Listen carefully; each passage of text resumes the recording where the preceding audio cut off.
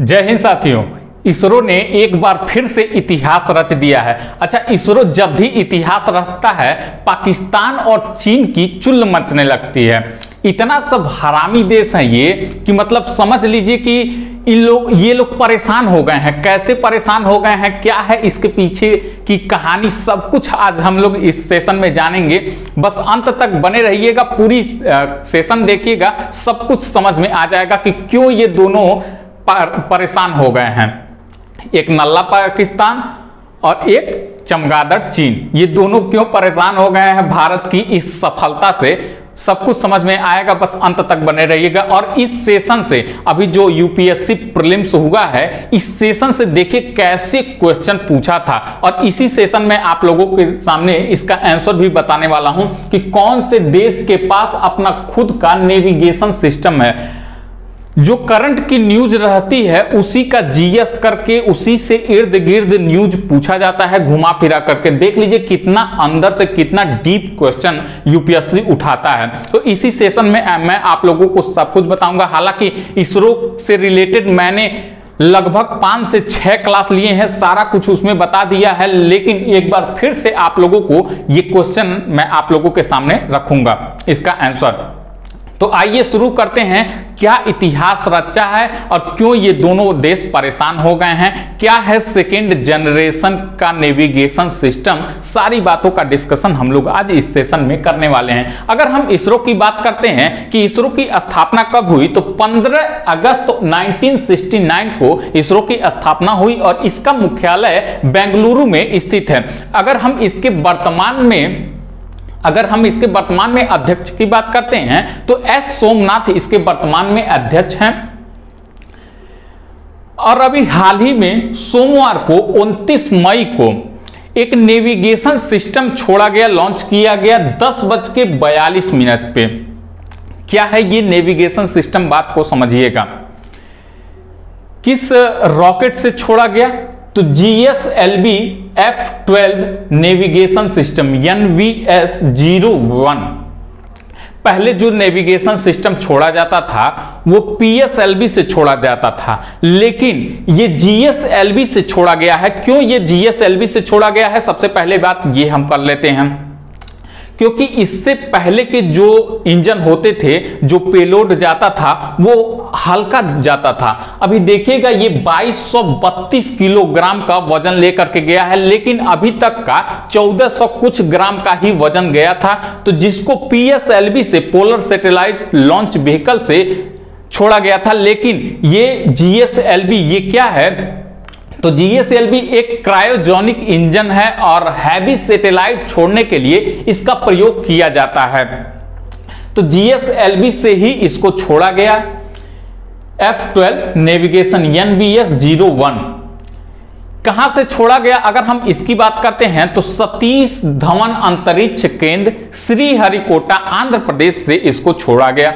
अगर हम इस मिशन की बात करते हैं कि क्या क्या और इसके बारे में डिटेल हम लोग जान सकते हैं, तो यह 51.7 मीटर लंबा ये रॉकेट था और सैटेलाइट था, और ये 2232 किलोग्राम का वजन लेकर के, पेलोड लेकर के गया है।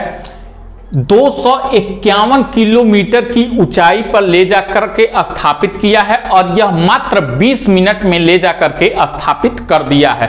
18 मिनट के बाद इसका पेलोड सैटेलाइट से अलग हुआ और 2 मिनट के बाद यह स्थापित हो गया। 11 बजे, ठीक 11 बजे पेलोड इससे अलग होता है और 11:02 पे यह सैटेलाइट 251 किलोमीटर की ऊंचाई पर ले जाके सफलतापूर्वक स्थापित कर दिया जाता है। ये सेकेंड जनरेशन का ये नेविगेशन सिस्टम है। अगर हम सेकेंड जनरेशन और फर्स्ट जनरेशन में अंतर की बात करते हैं कि क्या है इन दोनों में अंतर, तो जान लीजिए कि सेकेंड जनरेशन में ये ऑटोमेटिक क्लॉक लगा हुआ है। पहले भी ऑटोमेटिक क्लॉक लगा हुआ था। ये कुल 7 सैटेलाइट का समूह है जो कि भारत के नेविगेशन सिस्टम में वो 7 सैटेलाइट लगा हुआ है। तो 7 सैटेलाइट में 3 सैटेलाइट केवल मैसेजिंग के लिए फिलहाल में अभी यूज हो रहा है, जबकि 4 सैटेलाइट के पास ये ऑटोमेटिक क्लॉक लगे हुए हैं। ये जो ऑटोमेटिक क्लॉक लगे हुए हैं ये पहले विदेश से आते थे, लेकिन ये वर्तमान में जो ऑटोमेटिक क्लॉक लगा करके ये स्थापित किया गया है ये गुजरात के अहमदाबाद में बना है। ये सेकेंड जनरेशन का ये एक बड़ा अंतर है। फर्स्ट जनरेशन का जो इंजन था, जो सैटेलाइट था, वो मात्र 10 साल के लिए कोई भी चीज बना है तो उसका लास्ट डेट, एक्सपायरी डेट वो होता ही होता है, चाहे वो मनुष्य हो चाहे कोई वस्तु हो। तो इस सैटेलाइट का जो ये पहले सैटेलाइट भेजा जाता था इसकी लाइफलाइन 10 साल की होती थी, लेकिन अब ये जो सैटेलाइट अब से भेजे जाएंगे या फिर जो ये भेजा गया है इसकी लाइफलाइन 2 साल बढ़ा दी गई है, यानी 12 साल हो गई है।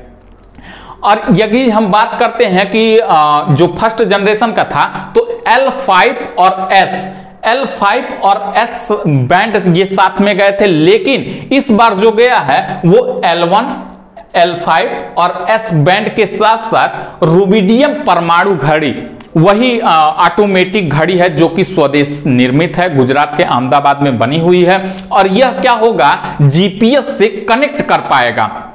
हालांकि अभी ये भारत के द्वारा, इसरो के द्वारा इसका रिसीवर नहीं बनाया गया है। जो बनाया भी गया है वो केवल मछुआरों के लिए, जो अंदर समुद्र में बहुत अंदर जाकर के मछली पकड़ने का काम करते हैं, ये केवल उनके लिए बनाया गया है। और फिलहाल में केवल मैसेजिंग का हम यूज कर पाते हैं, लेकिन आगे चल करके जो 7 सैटेलाइट का समूह है जिसमें सारे में जो परमाणु घड़ी है, ऑटोमेटिक क्लॉक है, इसका प्रयोग कर दिया जाएगा। साथ ही साथ भारत के द्वारा रिसीवर भी लगा दिया जाएगा, तो यह अमेरिका के जीपीएस सिस्टम से भी बेहतर काम करेगा, इतना गारंटी है, इसरो ने यह गारंटी दिया है।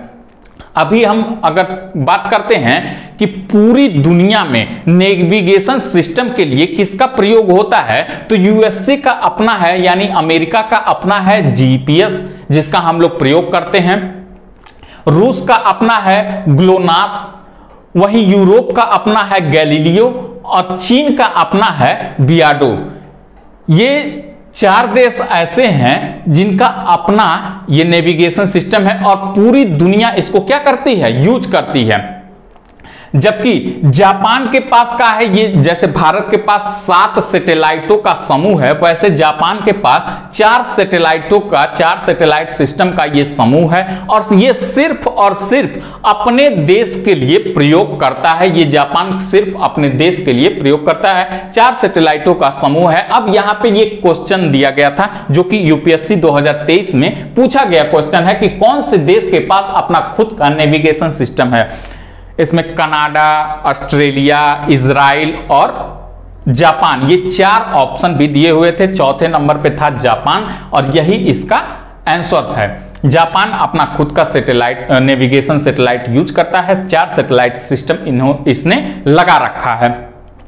भारत की अगर हम सैटेलाइट की बात करते हैं तो इसका नाम है नाविक। इसका नाम क्या है, नाविक, ठीक है। और ये regional satellite based navigation system है। अब ये क्या है ये समझने की कोशिश करिए।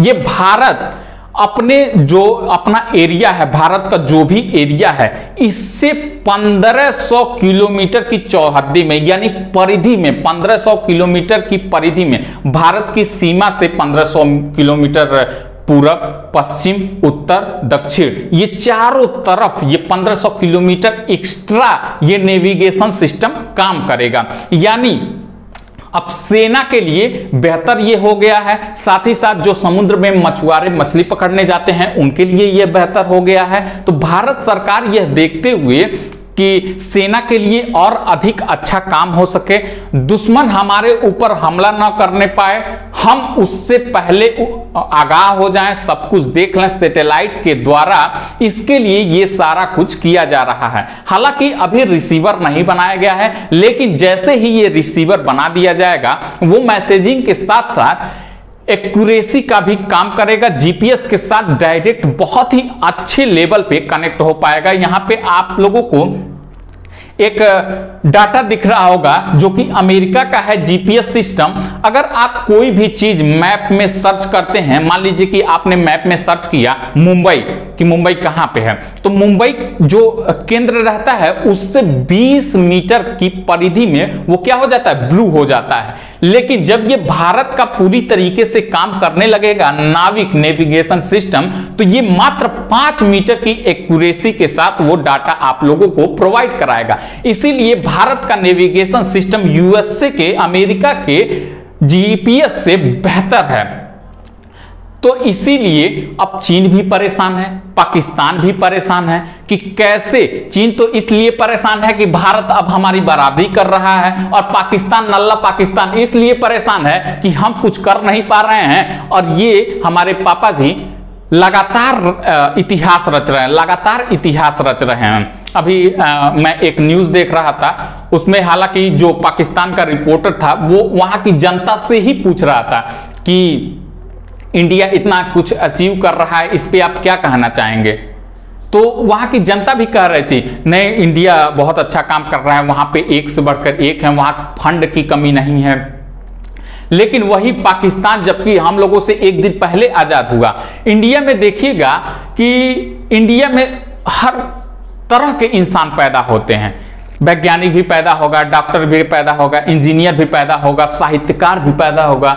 लेकिन पाकिस्तान क्या है, पाकिस्तान में क्या पैदा होते, पाकिस्तान में एक ही चीज पैदा होते, आतंकवादी। इसीलिए वो आगे नहीं बढ़ पाते हैं। बढ़ते भी हैं तो इसी क्षेत्र में आगे बढ़ते हैं, गोला क्या बना ले, बंदूक क्या बनाना है, और अच्छी बंदूक क्या बनाना है, तो वो इसी सिस्टम में आगे बढ़ते हैं। अभी वहां का न्यूज जब देखेंगे तो वहां पे चीनी है 400 रुपया किलो, आटे की जो थैली होती है वो 4000 रुपया किलो, यानी भारत की अपेक्षा पाकिस्तान में 10 गुना महंगाई है। चीनी यहाँ पे लगभग 38 से 40 रुपया किलो है, आटा भी आप लोगों को 400 रुपया में मिल जाएगा उसका थैली, लेकिन वहां पे 4000 रुपए में, चीनी 400 रुपए में। तो वहां कहीं ना कहीं भारत से 10 गुना ज्यादा महंगाई है। तो वो काम कहां कर पाएंगे किसी भी क्षेत्र में, वो अपना किसी तरह से पेट पाल लें, वही उनके लिए बहुत अच्छा है। यही सब देखते हुए चाइना भी परेशान है और पाकिस्तान भी परेशान है कि अब तो हमारे पिताजी हमारी बराबरी कर रहे हैं, हमारे पिताजी हमसे आगे निकल जा रहे हैं।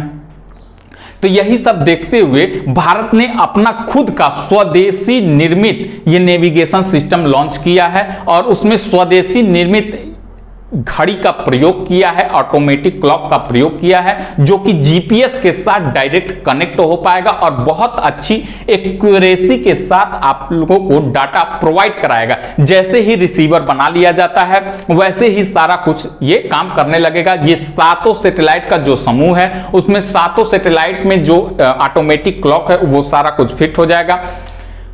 तो ये सब कुछ अच्छे से काम करने लगेगा। आई होप ये पूरा सेशन आप लोगों को समझ में आया होगा, और अगर आप लोगों को यह सेशन अच्छा लगा हो तो वीडियो को लाइक कीजिए, शेयर कीजिए और अपने दोस्तों के पास ज्यादा से ज्यादा शेयर कीजिए। और जो लोग इस चैनल से जुड़े हैं, चैनल को देख रहे हैं, अभी तक चैनल को सब्सक्राइब नहीं किए हैं, यही आप लोगों के राइट साइड में वीडियो के नीचे ब्लैक कलर में सब्सक्राइब का एक बटन दिख रहा होगा, वहां पे आप वहां पे क्लिक कर सकते हैं। ना कोई पैसा लगता है, ना कोई चार्ज लगता है, आप वहां पे क्लिक कर सकते हैं ताकि हमारी वीडियो आप तक पहुंच सके। और अगर बेल आइकन प्रेस कर देंगे तो सबसे पहले हमारी वीडियो आप तक पहुंच पाएगी। अभी देखिएगा, हाल ही में एक वीडियो था, चीन पाकिस्तान के ही ऊपर था। अभी तक का मेरा हालांकि सबसे अच्छा व्यू गया है, 10,000 प्लस उसका व्यू चला गया है। बहुत अच्छी बात है इसका, लेकिन लोग देख तो रहे हैं लेकिन चैनल नहीं सब्सक्राइब कर रहे हैं। तो आप लोगों से गुजारिश है, इसका पैसा बिल्कुल भी नहीं लगता है, चैनल को सब्सक्राइब कर लीजिए, बेल आइकन प्रेस कर लीजिए ताकि हमारी वीडियो का नोटिफिकेशन आप तक सबसे पहले पहुंच सके, और जब भी वीडियो पहुंचे आप लोगों के पास आप लोग देख सकें। ऐसे ही तमाम खबरों के साथ चीन पाकिस्तान के ऊपर, साथ ही साथ भारत में क्या हो रहा है क्या नहीं हो रहा है, सारा कुछ हम लेकर के आएंगे। करंट से रिलेटेड हर एक टॉपिक लेकर के आएंगे आप लोगों को अपडेट कराने के लिए। तो आप लोग चैनल को सब्सक्राइब कर लीजिए, वीडियो को लाइक कर दीजिए, शेयर कर दीजिए। मिलते हैं नेक्स्ट क्लास में नए वीडियो के साथ, तब तक के लिए धन्यवाद।